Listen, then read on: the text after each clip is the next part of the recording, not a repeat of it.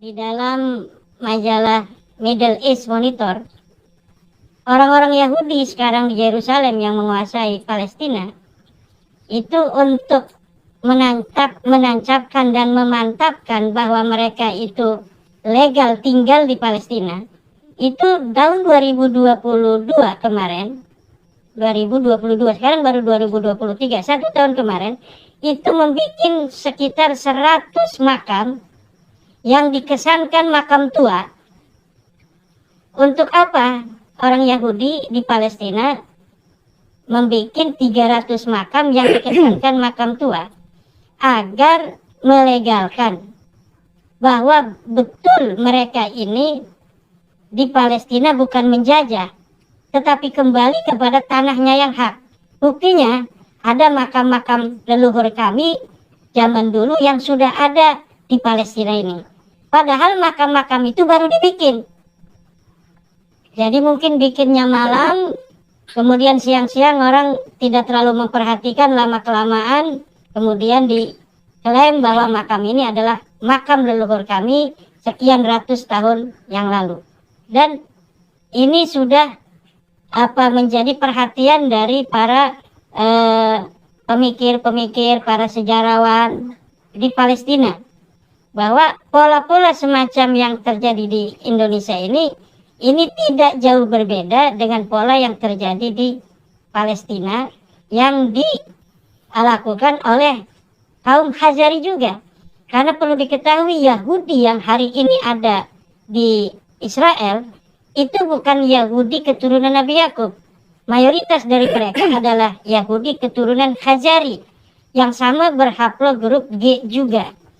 Maka dari persamaan haplogrup yang ada dengan pola pemalsuan makam yang terjadi, ini kita bisa menghubungkannya.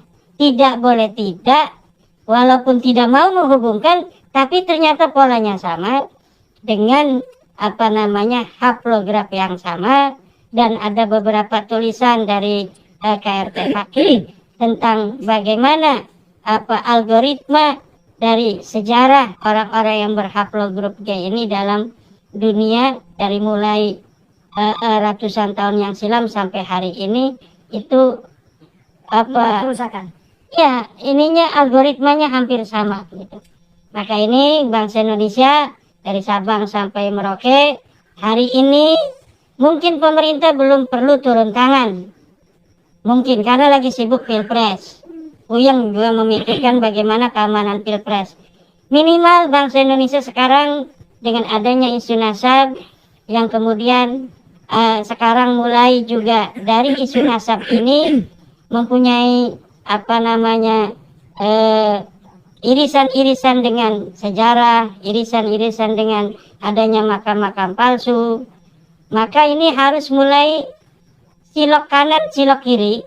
Apakah ada kejadian semacam di Ngayog, Jakarta, Hadiningrat, makam-makam yang diklaim atau makam-makam yang baru diadakan.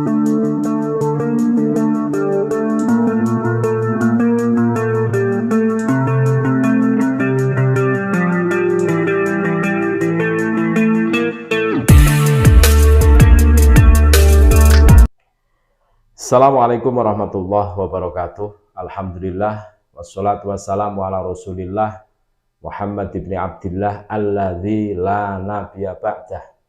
Allahumma sholli wa sallim ala sayyidina Muhammad wa ala ali sayyidina Muhammad, amma ba'd. Saudara-saudaraku sebangsa setanah air yang kami cintai, yang kami banggakan, dimanapun Anda berada, berjumpa kembali dengan kami channel Bejo Donya Akhirat. Sak bejo-bejone wong kang lali isih luwih bejo wong kang eling lan waspada. Tetap NKRI harga mati. Apa yang disampaikan oleh Kiai Haji Imaduddin yang terjadi di Indonesia ini ada indikasi seperti yang dipraktekkan atau diterapkan oleh Israel.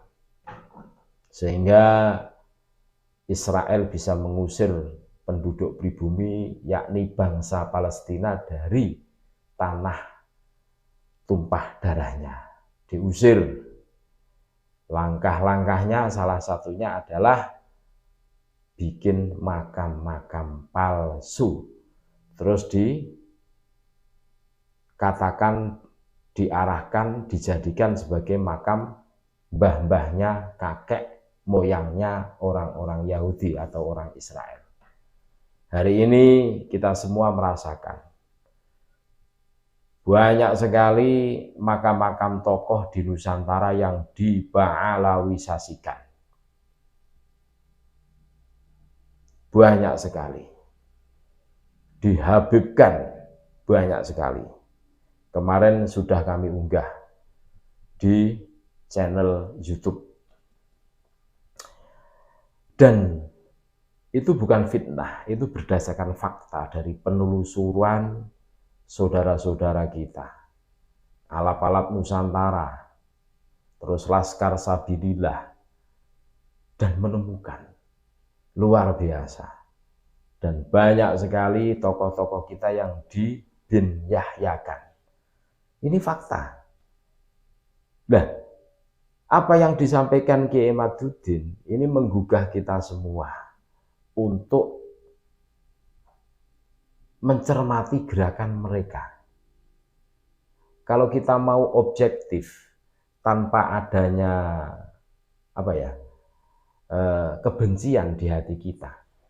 Saya dengan Habib itu tidak ada kebencian, ketemu ya kadang cium tangan, kadang ya tidak, kan seperti itu. Tergantung naluri, keinginan. Kalau ingin cium tangan ya cium tangan, enggak ya enggak. Begini loh. Dulu itu waktu kita kecil banyak majelis-majelis taklim seperti majelis dzikir, terus majelis tadarus Al-Qur'an, baik bil ghaib atau bin nadhor, kan gitu loh. Sekarang itu kalah dengan majelis-majelis sholawat yang berada di lapangan, terus hingar-bingar, terus rame, kan gitu tuh. Apa ada majelis dzikir yang di situ dihadiri ribuan orang? Tidak ada. Kalah dengan majelisnya para habaib. Ini fakta-fakta. Dan majelis-majelis yang didirikan oleh kiai-kiai kampung ini sedikit demi sedikit sudah mulai terlupakan. Atau kalau tidak terlupakan ya jamaahnya sedikit. Karena apa? Ada penggiringan. Jadi semacam marketing yang tugasnya itu mengframing agar datang di majelisnya Habib. Kalau kiai kan tidak ada marketingnya. Karena ini urusan kesadaran masing-masing. Kalau mau pahala ya silahkan merapat. Kalau belum insaf ya sudahlah. Saya tidak bisa memaksa. Karena ajaran Islam itu la ikraha fiddin. Memang tidak ada paksaan. Lana a'maluna walakum a'malukum, kan seperti itu. Tetapi mereka bikin framing, bikin narasi.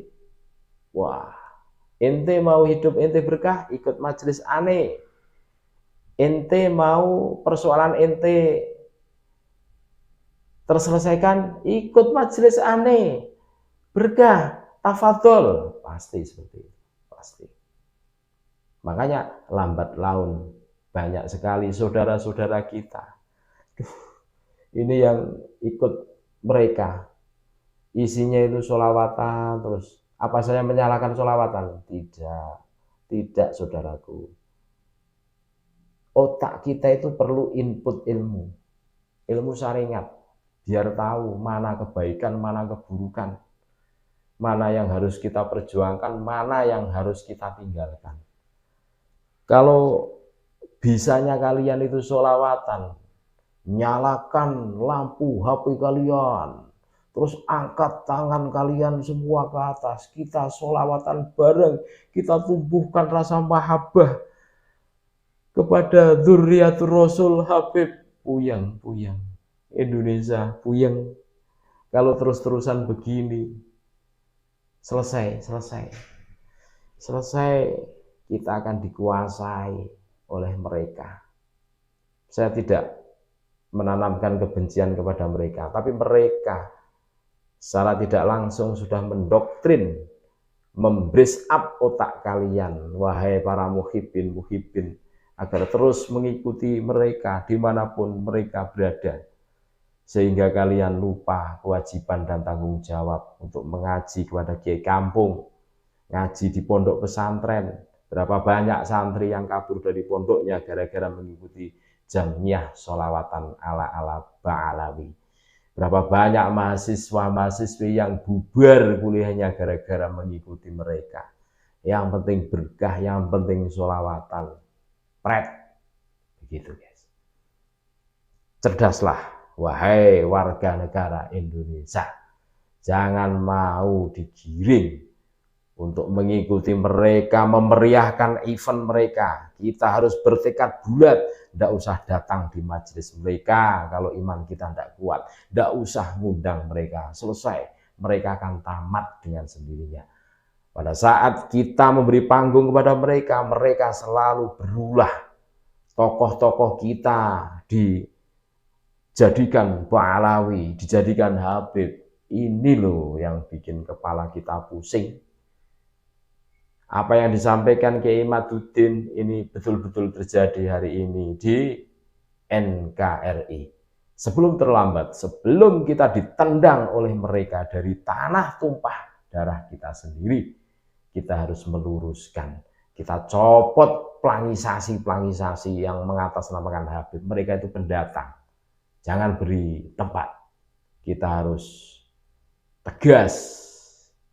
Tetap NKRI harga mati. Assalamualaikum warahmatullahi wabarakatuh.